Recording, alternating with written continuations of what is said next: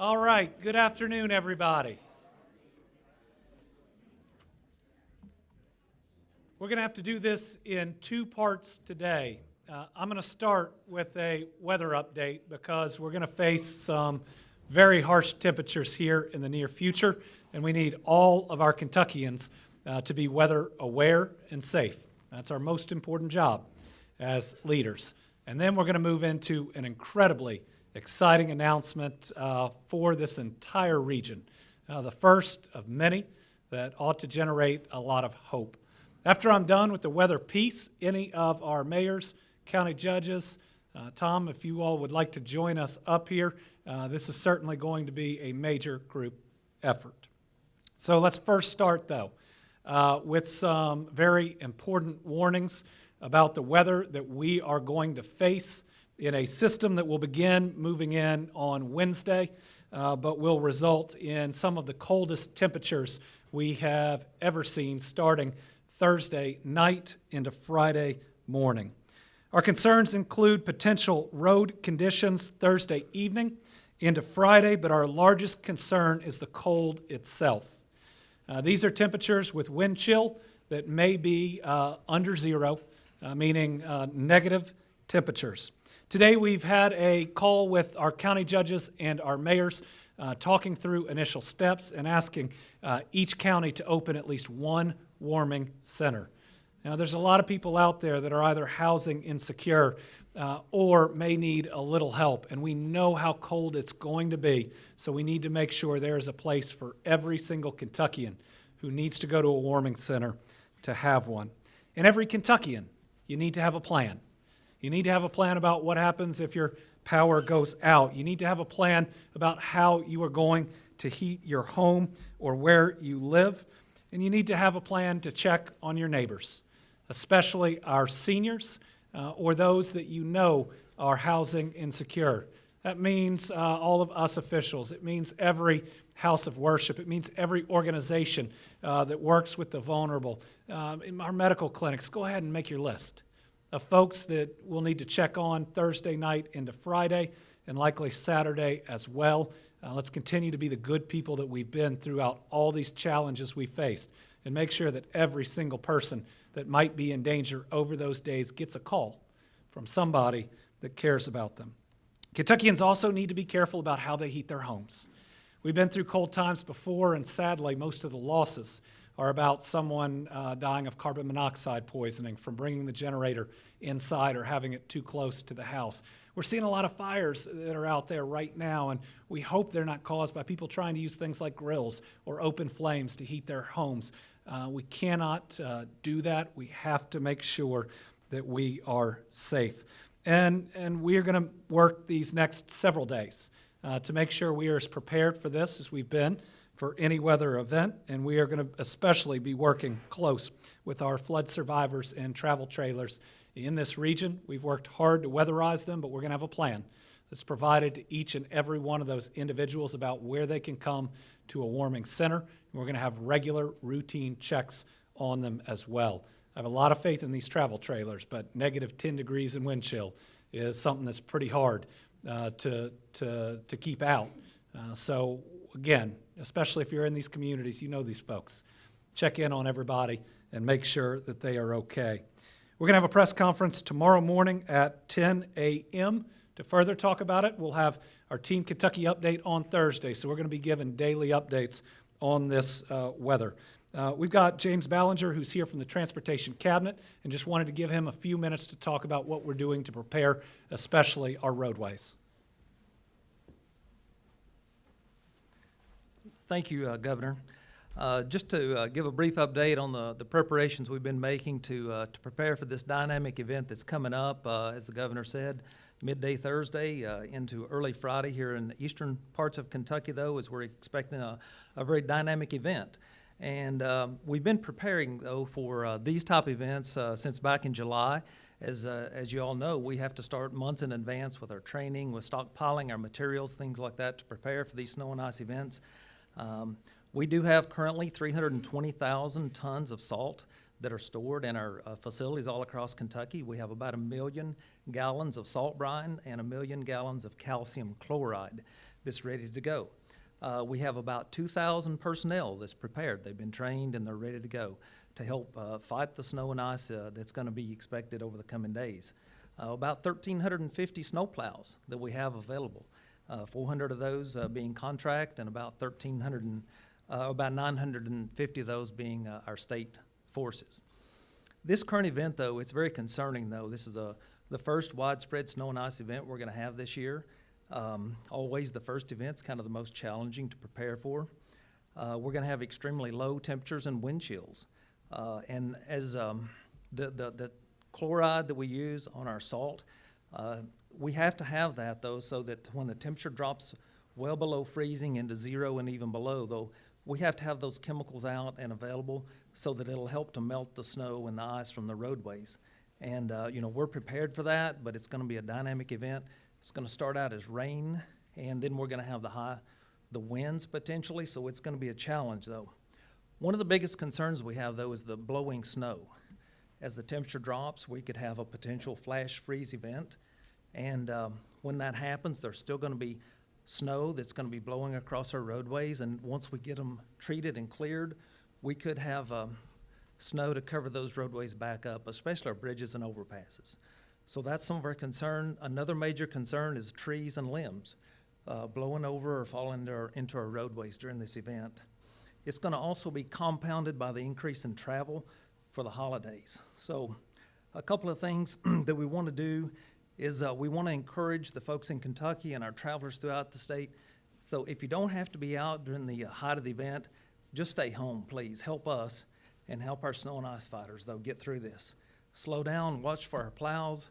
And the bit of good news in this is by Monday or Tuesday, the temperature's supposed to come back up. So hopefully we'll be behind this. So thank you, Governor. All right.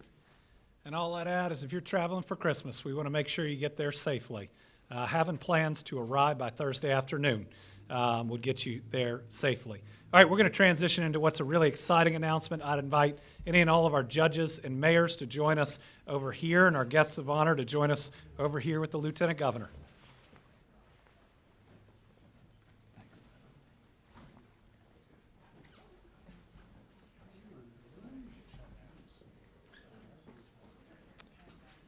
And if our housing advocates want to join us as well, you're welcome to.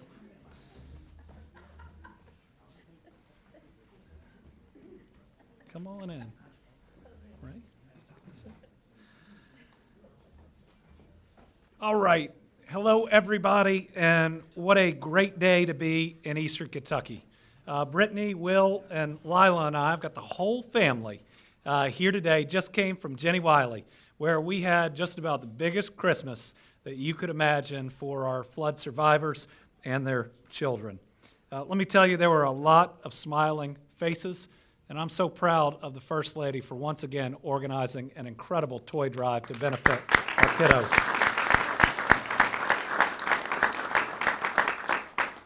So now we stand here in Knott County with a great Christmas present to announce and good news for all of those who call Eastern Kentucky home. It has been a challenging year, to say the least. At the end of July, Eastern Kentucky was hit by the deadliest, most devastating flooding in our lifetimes. We lost 43 Kentuckians, each one a child of God, missed by their families and their entire communities. That day, we made a promise. All of us up here made a promise that we would stand with these communities, that we would work in these communities until every structure and every life is rebuilt. And you know what? That's not enough. Until we provide more prosperity to the whole region, especially those that have gone through the worst. We're keeping that promise today. So far, when we look at this response, just a couple of numbers. FEMA's provided $183.3 million for individual and household assistance, housing grants, and other needs. Through a nonpartisan special session, thank you, Representative Blanton and your colleagues, we've established a $212.7 million Eastern Kentucky Safe Fund. To date, we've raised over $12.4 million through the Team Eastern Kentucky Flood Relief Fund, with over 41,000 individuals and businesses having donated. That means more than $408 million has come into this region or is available to it over just the past 5 months. and that doesn't include dollars raised and provided by amazing local and national charities. We are grateful for all of that work. And today, we're continuing this work. It is our duty as Kentuckians and as people of faith and values to lift up our neighbors when they're knocked down. But today, we're announcing a step that does a lot more than that. One that will pave the way for homes to be rebuilt, but also to set the stage for future growth and prosperity. In both housing and economic development, Eastern Kentucky has suffered far too long from a lack of flat, developable land. So today, I'm thrilled to announce our plan for long-term recovery that helps lift our neighbors up while securing more usable flat land for future opportunities. This is a vision that includes a lot, and if you all will, can you turn around those corkboards?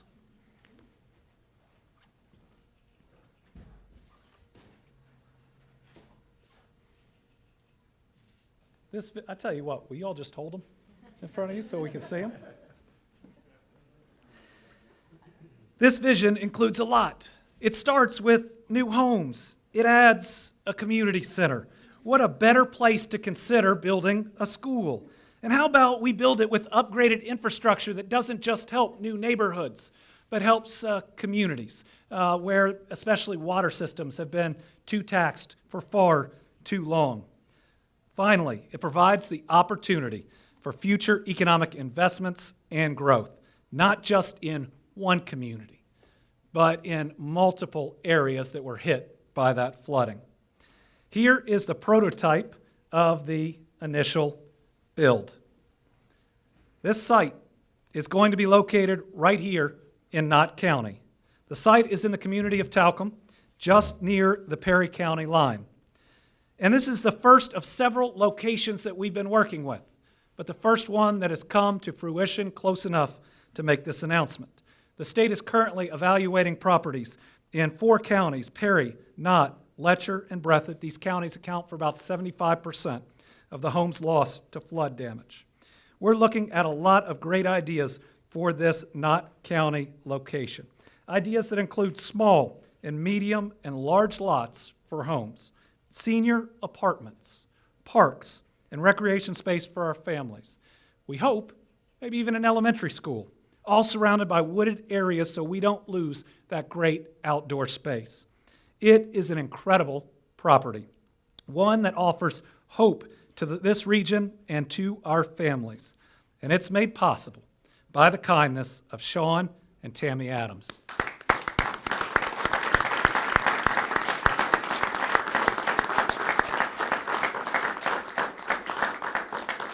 They are conveying an additional 75 acres on which we will start building our future. There will be an additional acreage available to the state, up to a total of nearly 300 acres for us to potentially develop. And Sean and Tammy have even suggested a name, the Olive Branch Community. It's in Knott County, but it's close to our hardest hit communities. Sean, Tammy, place for this work that includes the Team Eastern Kentucky Flood Relief Fund, Eastern Kentucky Safe Funds, State Transportation Funds, federal ARPA funds. But here is the best news yet. We expect to begin working on this property, the utilities and others, in early 2023. That's just months away.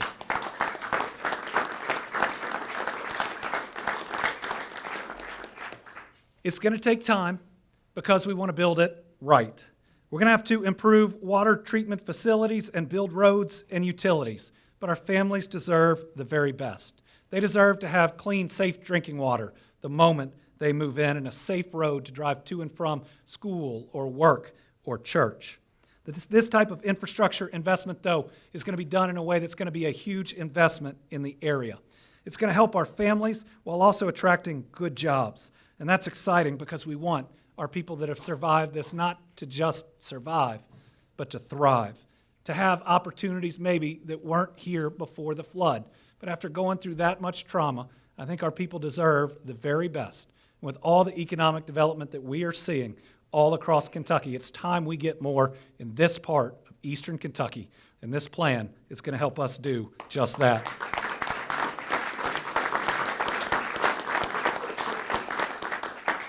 Now, as you can imagine, we've learned a little bit from our efforts in the West following the December 2021 tornadoes. We learned the values of partnership, especially with those in local nonprofit building. We've seen how they've constructed energy-efficient homes and how they can leverage so many groups to work together. So we're going to be working with everybody. FEMA will be a partner in their housing operation. Habitat for Humanity and others that are here. Anybody who wants to help us build on this site, give us a call. If you're willing to do what these charities do so well, we would love to have even more organizations working all at one time to get as many people under roof as quickly but as safely as possible. And we have our first announcement to fuel these efforts. Today's announcement in what will help some of the first building on the site is we'll be committing $600,000 from the Team Eastern Kentucky Flood Relief Fund to build 8 new homes in partnership with the Housing Development Alliance and Homes, Inc.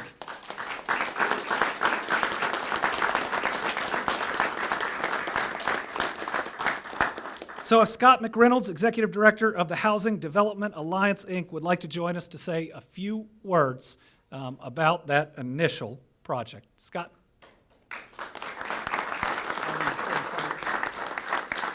Thank you, Governor. And I want to say thank you, too, for your vision.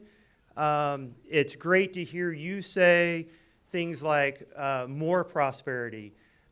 We've said all along that we want to get this recovery right. We do not want to settle for just a box, which is what somebody said. We just need boxes to get people in boxes. We want them to have high-quality, long-lasting, energy-efficient homes. So it's great to have your leadership share that vision. We are super excited at the Housing Development Alliance to be part of this. So this money will actually get spent before. While you're building roads and water for this, we're going to be building houses on sites that we already have. So we'll be coming back for you for a little extra money for the next one. But hopefully that will work. You know, the need is tremendous, but the response and the generosity of the community has been overwhelming. So we just really appreciate all the donors to the Team East Kentucky Fund, all the support we've gotten. The community leaders they've worked tirelessly for this. So thank you very much for everything. Thank you.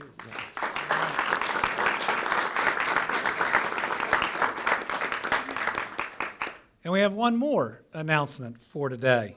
We realize that new homes are incredibly important. For those that are in the floodplain, that if we rebuilt there would be in danger, we know that they are necessary. But we know there are some folks outside the floodplain that sustain significant damage, and we want to be a good partner in helping to repair homes that people can move back into. So today we're announcing the state is partnering with the Foundation for Appalachian Kentucky to help flood survivors with home repairs. We know that while people are thankful they didn't fully lose their home, it doesn't mean it's habitable or safe without some more work. So it gives me great pride to say that we will be, thanks to the Relief Fund, dedicating $200,000 in matching funds to a grant from Eckstein Foundation for Appalachian Service Project. The total investment of this build will be $800,000. That'll repair 80 homes in the region.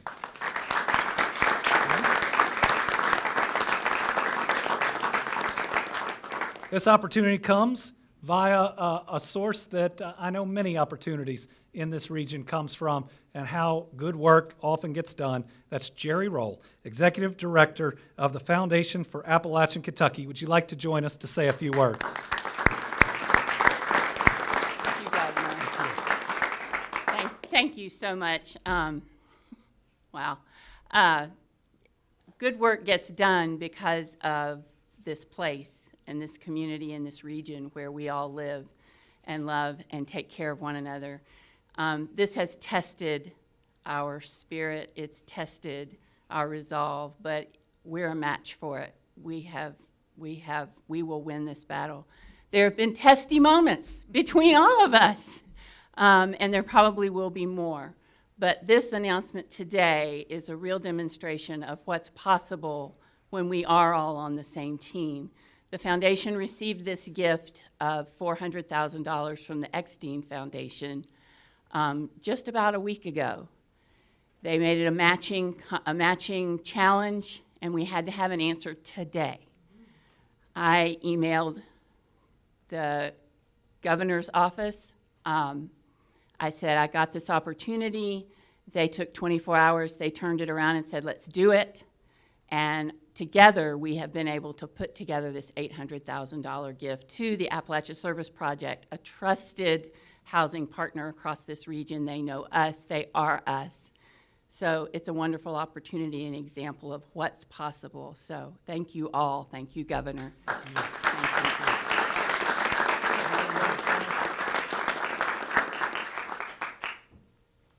And so when we talk about this land that's just been purchased, you can see where it is, right? While it is in this county, it's going to provide an opportunity for families from the region. And the most incredible thing I've seen about our local leadership, our judges and our mayors, is they have put any county lines aside, any city lines aside, caring most that people get in a safe, good location. And that is really special. And it's that type of leadership that's absolutely necessary in the toughest of times. But remember, this is only the first of announcements we hope to make in each of the counties that have been hit. Now, we always see the worst in a natural disaster like this when it's happening, but we always see God in the response. People helping people. I saw Santa Claus still handing out meals down the street. But the very best of humanity is what we see when we put everything we argued about yesterday aside, because we care a whole lot about each other and our well-being than any of that stuff. So, Eastern Kentucky, we love you, and I want you to hear from some of your local officials that have been working on this overall plan with us since back to one of the biggest meetings I think many of us have ever sat in, where we brought in every state, every federal partner that could play any type of role on this. And your judges, your folks, talked about the need and the plight, and we all advocated to do something new and different and special. And that's what we're starting today. So, Judge, you want to kick us off? Thank you, Governor. Thank you. Really appreciate your commitment to continue to stand with us, to get our communities built back stronger, get our people back what they so much deserve. I see a lot of folks here in the audience here that have spent countless hours working to get people what they need.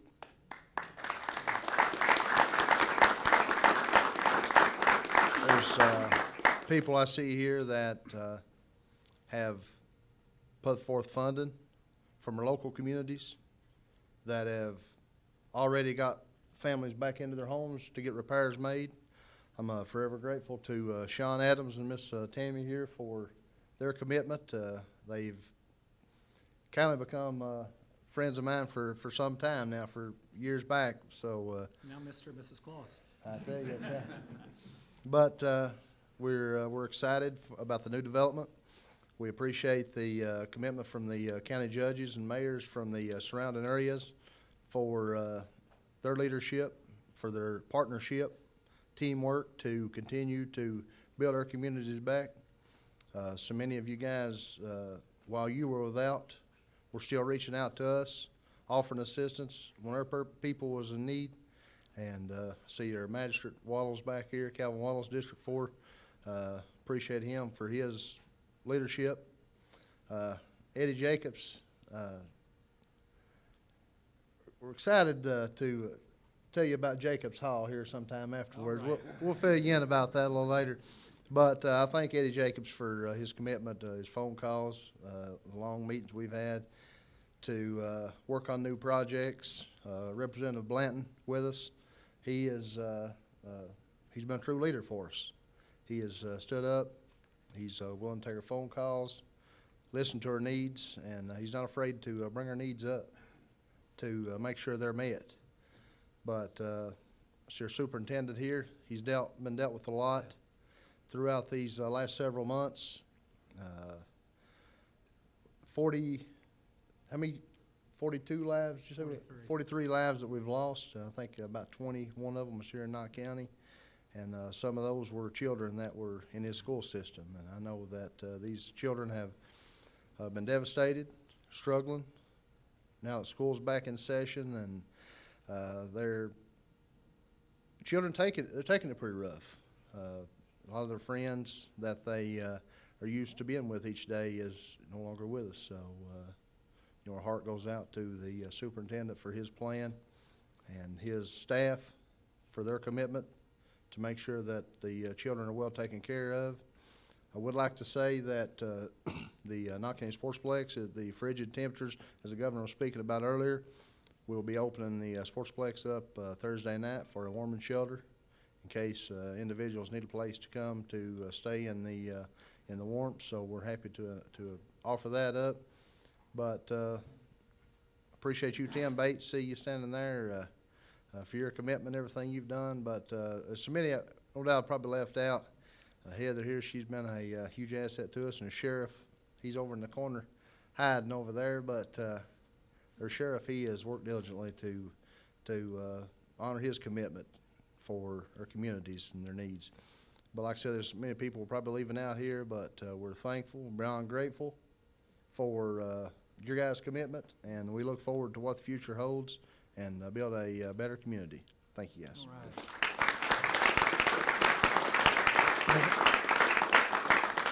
Any of our other judges want to say a word? Come on up, Judge. Governor, thanks for coming to Eastern Kentucky. I'm the county judge executive here in Letcher County, neighboring Knott County, and I just want to say that we appreciate the governor's office. The staff from the last of July till present has been at our side, and we do appreciate that. In all of our region, it hit us all hard, this flood did, and we needed help. It's hard to ask for help sometimes here in Eastern Kentucky because we're a proud region, but this is something that we can't do alone. From the federal level to the state to other judges in the region, we've all come together and for the betterment of our people, and I do appreciate it. Thank you. Thank you all.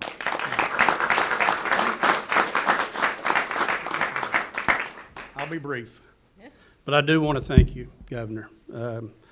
The tone here is together. Everyone that spoke is together. There's no county lines.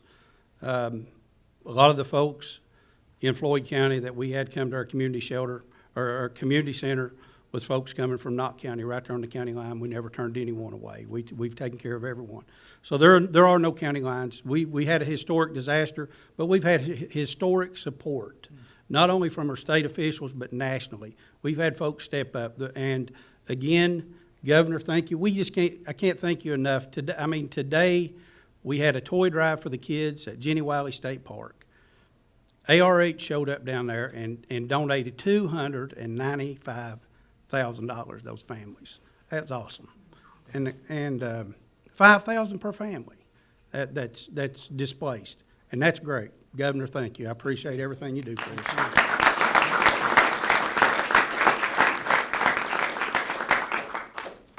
I'm Ray Jones, Pike County Judge Executive, and this has been a tough few months. Pike County's been hit 4 times. We've had 4 disaster declarations in about 2 years. The Beshear administration has been nothing less than remarkable in their efforts to help us. On the morning of this flood event on July 28th, it's a day that none of us will ever forget. I was standing at the mouth of Long Fork in water, watching the water come up, and my cell phone rang. It was 7:30. It was Governor Beshear. And he said, "What do you need?" And that started the ball rolling. And working with Rocky, Governor Beshear's entire staff, our legislative delegation. Interestingly, my state representative, where I live in Pike County, is Representative Blanton. My part of Pike County borders up against Knott County. and Floyd County. And we're all in this together. I want to say one thing. Judge Dobson has done a truly remarkable job. And I want to say that because his house was flooded. A lot of people may not know that. And he put his own family's needs aside to step up for the people of Knott County. Not many people would do that. It's truly remarkable. But it's been a team effort. Everybody in this room is here, Republican, Democrat, regardless of county lines, regardless of cities, and we work together. And it shows what we can do as a region if we work together. And Governor, God bless you and your family for what you've done. Thank you.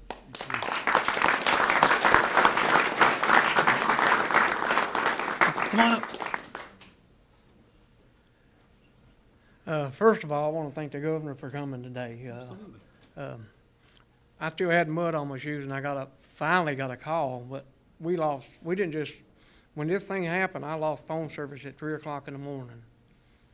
I couldn't go up the road a quarter mile, couldn't go down the road a quarter mile. But finally, when I was able to get to the courthouse, and that was on Friday, I'd got a call with the governor, and what's going on? But even before the mud dried on my shoes, him and Rocky and his staff was at our county. What can we do? And I've never been more proud to be a Kentuckian in my life, in such turmoil. I mean, we had and we still got a mess. I started hearing about my neighbors missing, gone, and we still got one that's missing, but we've not give up. And that's the hardest thing. It really is. And maybe, we can bring closure to this family. But again, and it's not been about where does Breathitt County line in, where does the city limit it. We're Eastern Kentucky proud, and we're Eastern Kentucky strong. And by what's happening today just shows what can happen if we work together. And I'm just thankful that we do have your all's leadership right now. I'm a personal friend with Jeff and these other judges, and I'm not going to start calling names because I'll leave somebody out. But, we do talk. What's going on? What are you all doing about this? What are you doing about personal property? What's FEMA doing here? It's been a joint effort. And I just thank God that we have you all for leadership and guidance and doing what we can do for all of Eastern Kentucky. And I thank you. I wish you and your family more success. And I want to take a moment and then turn it over to them to very personally thank your two state representatives that are here today.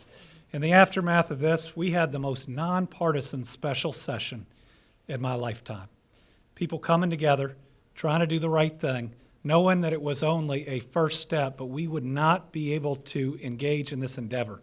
We would have not been able to be working on these potential properties for the past several months to identify them, to negotiate with them, if we did not have that Eastern Kentucky Safe Fund. And that's a conversation that we had as it was being passed. So let me turn it over to your two state representatives here today. Thank you so much, Governor. And I represent Letcher, Pike, and Harlan counties. I'm Angie Hatton. And I know, and I hope everyone else here knows, that we have had the most amazing support from Frankfort, from the governor and from his entire staff. That has, it has been above and beyond every single day, every single need we've had. And we couldn't have possibly been where we're at to make an announcement like this today without them and without the generous donors and without organizations like Fakey and Habitat for Humanity, and I've always been proud to be an Eastern Kentucky, and just when I think I can't get any prouder, something like this happens. So looking forward to announcements like this in other counties too. Thank you all so much.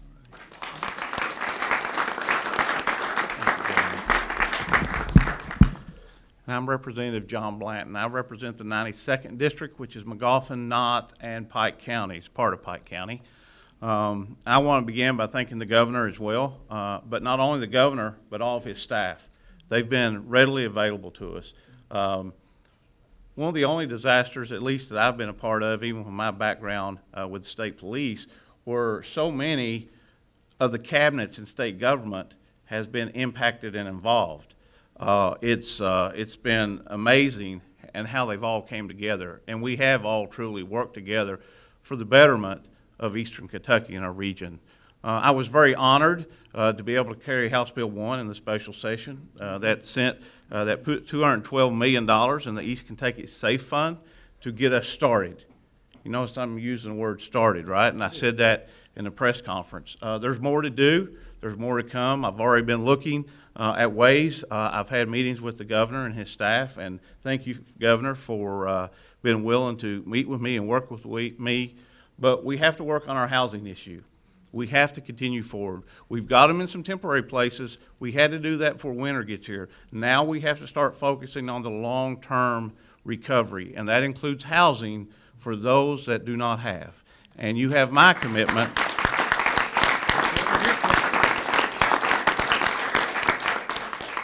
You have my commitment to work forward and including this upcoming session and how we begin to address and we begin to fund those needs. A huge thank you to Sean and Tammy for their generous donation that they've made to the people not just of Knott County, but of this region. Now, the governor quoted some scripture, but I'm going to paraphrase some scripture. The Bible teaches us, I use King James, but if you have a cloak and your brother don't have, if you have two and your brother don't have one, to give one. They have the opportunity to give to someone in need. And that's exactly what they're doing. You talk about the epitome of fulfilling Scripture. That's what the Adamses are doing here. They don't have to do this. It's because of their love of humanity and mankind and their neighbors that they're doing this. So please join me once again for a big round of applause.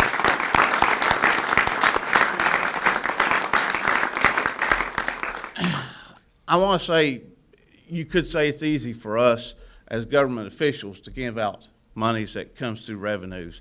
But how challenging is it to give out of your own pocket, out of your own assets, to people you don't even know? Folks, those people need to be looked up to. If your child needs somebody to put up as someone to look up to, it'd be the Adamses, right?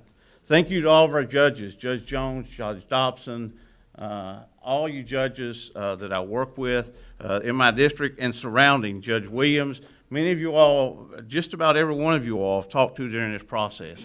And it has been a collaborative effort across county lines. I hope one of the things I've been preaching since I've been here is we have to break down these invisible barriers called county lines.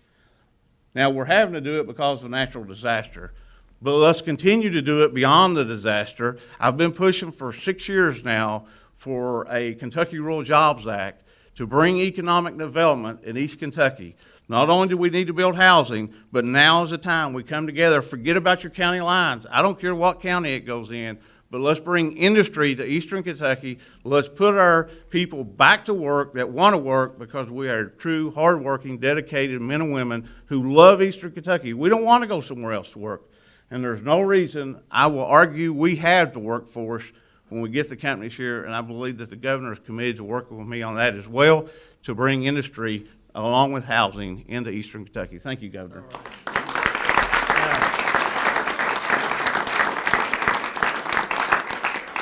And pretty exciting today. We're talking about the first piece of land to begin that full-on building, not just rebuilding, but also optioning additional land here and everywhere else that we can bring so much of that economic development. Mayors, y'all have been patient. It's getting really hot. Anybody want to say just a few words? Okay. Best speech of the day. Thank y'all. Listen, thank y'all. God bless. There's a lot more work to do, but I can't tell you from our cabinet secretaries and Rocky and so many people up here how much work it's taken to get to this moment, but it's because of this couple that we are here. So it's not Thursday yet, but I'm certainly going to name both Santa and Mrs. Claus and these two as our Team Kentucky All-Stars. Thank you all very much.